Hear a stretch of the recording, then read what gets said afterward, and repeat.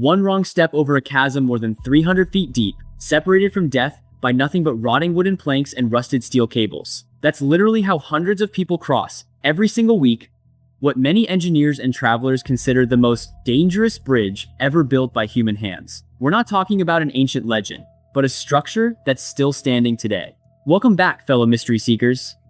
Today, we're heading into the Hunza Valley in northern Pakistan, deep in the Karakoram Mountains, where the Hussaini hanging bridge sways above the void, a ribbon of wood, rope, and metal built not by engineers, but by the hands of villagers, generation after generation, to survive in a place where nature forgives no mistakes. Today, we'll find out why it's still standing, why people keep crossing it, and what secrets this suspended walkway holds between life and the abyss.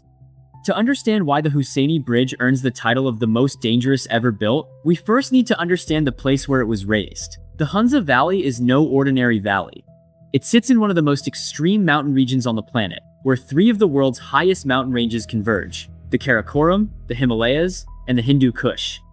It's a place of almost unreal beauty, with peaks rising above 23,000 feet, glaciers creeping slowly down into the valleys, and rivers born from meltwater with brutal force, dragging sediment and rock in a current that can swallow a man in seconds. It was on one of those rivers, the Hunza River, near Borat Lake, that the villagers of Hussaini decided generations ago that they needed to cross to the other side. Not for tourism, not for adventure, for survival. On the other side lay their farmland, their pastures, their trade routes, their neighbors. Without a bridge, crossing meant going miles out of the way through hostile mountain terrain, or risking a river that in spring turns into a raging torrent of glacial water.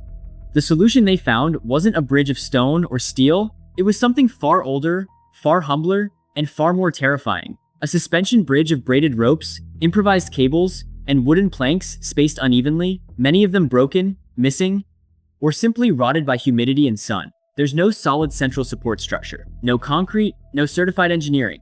What exists is a web of cables stretching from one edge of the canyon to the other, and across it, a path of planks that people must step across with pinpoint precision, because one miscalculated step means losing your balance over a drop of more than 300 feet, with the river roaring below, ready to forgive nothing. This is where the real revelation of this story begins, the layer few people know. The bridge tourists and villagers cross today isn't the original. The Hussaini Bridge that stood for decades, the one that served as a vital crossing for entire generations, partially collapsed years ago, torn apart by the fury of the river and the relentless wear of time. What we see today is in fact a rebuilt version, patched together using the same handcrafted methods as always. New ropes tied to old ropes, planks replaced one by one as they break, with no complete structural renovation project behind it. It is, quite literally, a bridge that heals itself little by little, plank by plank, like a living organism mending its own wounds. And that might be exactly why it inspires so much fascination and so much terror at the same time. It isn't a static relic. It's a living, shifting, unpredictable structure. Those who've dared to cross it describe an experience that goes far beyond ordinary vertigo. The bridge swings from side to side with every step, not subtly, but dramatically, like a giant pendulum suspended over empty space. Wind pouring down from the surrounding mountains hits the structure sideways, twisting it as it sways. The planks aren't all at the same level or spaced evenly apart. Some are splintered, others simply missing, forcing anyone crossing to take longer strides than natural, holding on to nothing but a single side rope, often frayed, that serves as a handrail. There are no safety nets, no harnesses, no rescue crews stationed at either end. There's only the bridge, the drop, and the resolve of whoever decides to cross. What makes this story even more fascinating is the stark contrast between the extreme danger of the structure and the complete normalcy with which the people of Hussaini use it. For us, watching it in a video or photograph triggers an instant rush of adrenaline. For them, it's simply the way home. School-aged children cross it to get to class. Women cross it carrying baskets of food balanced on their heads. Elderly villagers, with the slow but steady steps of people who've done this thousands of times, cross it leaning on nothing more than a cane.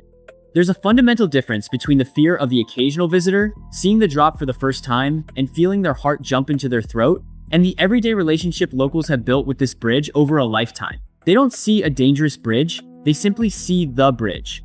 But let's not think this kind of structure is some isolated case, unique to Pakistan.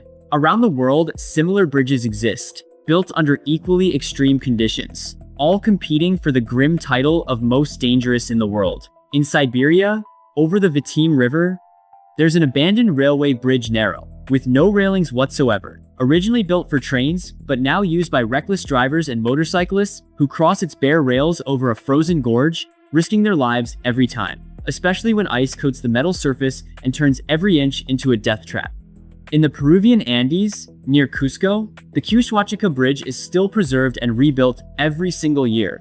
A piece of Inca engineering made entirely of braided plant fiber, without a single nail or piece of metal. Kept alive through a centuries-old community ritual in which local families weave new ropes each year to replace the old ones before they wear out completely. In Nepal, dozens of similar suspension bridges cross Himalayan gorges, used daily by entire communities with no other means of transportation.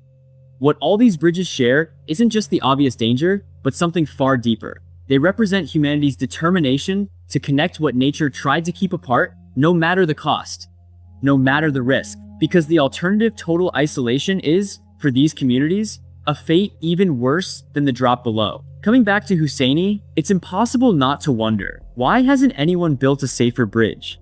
The answer, as is often the case in the most remote corners of the planet, comes down to a combination of extreme geography, limited resources, and a completely different cultural relationship with risk. Hauling heavy machinery, modern building materials, or certified engineers into a valley tucked between mountains over 23,000 feet high, with no proper roads and no logistical infrastructure, is a massive economic and physical challenge. For years, the only viable way to cross the river was this ancestral rope bridge technique. Relatively cheap, repairable with local materials, and built on knowledge passed down from one generation to the next, even if it carries a level of risk that would be considered completely unacceptable in any Western city. Over the years, however, the Pakistani government built a new, more modern suspension bridge nearby, with certified steel cables and a far more stable structure located a short distance from the original Hussaini Bridge. You'd think that would have made the old walkway obsolete. But here's another fascinating layer to this story. The old, dangerous bridge, the one that sways and creaks with every step, was never torn down. It's still standing, and instead of fading away, it turned into a magnet for travelers, backpackers, and thrill seekers from all over the world, who make the journey to this remote corner of the planet specifically to cross it, to feel firsthand that rush of primal fear that only a real drop beneath your feet, with no safety net, can offer. The bridge, born out of necessity, became, without anyone planning it, a tourist destination built entirely on controlled fear. Before we keep going with this story, I want to ask you for one simple favor. If you're enjoying this journey to one of the most extreme and fascinating places on the planet, hit subscribe and turn on notifications. Every week we explore mysteries together, impossible structures, and the most extraordinary corners this world has to offer. And now, I want to ask you a personal question, the kind I like to leave you with along this journey. If you had the chance to cross a bridge like this one, a real one, suspended over a 300-foot drop with no safety net, knowing only that thousands of people have crossed it before you, would you do it? Leave your honest answer in the comments. I'd love to read them. Let's keep going. Because beyond the vertigo and the adrenaline, the Hussaini Bridge holds a much deeper, almost philosophical dimension about the relationship between human beings and risk. In our modern societies, we've built a world almost obsessively designed to eliminate physical danger from everyday life. Regulated railings, seatbelts, warning signs, insurance policies, safety protocols.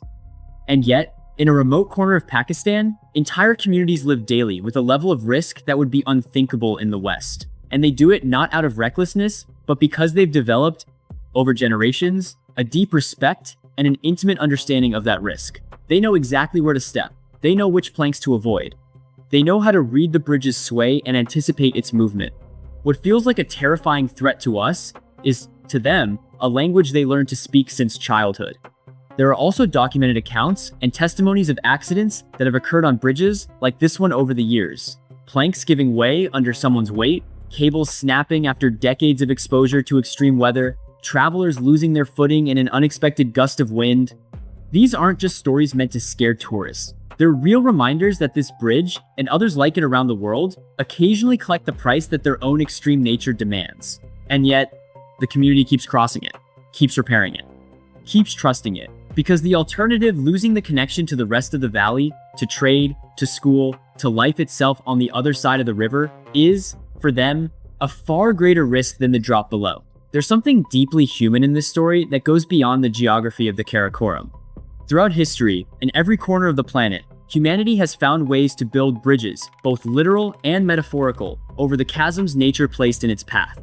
From the ancient Inca weaving plant fiber across Andean canyons, to the villagers of Hunza braiding ropes over a glacial river, to modern engineers raising steel structures across impossible gorges, there's a common thread running through it all: humanity's absolute refusal to accept that a natural obstacle, no matter how extreme, should mean the end of the road. The Hussaini Bridge isn't just a dangerous curiosity for adrenaline-seeking travelers. At its core, it's a quiet monument to that ancient stubbornness, to that deeply human need to connect what seems impossible to connect. Today, those who visit the Hunza Valley and dare to cross this bridge describe an experience that goes far beyond a simple photo for social media.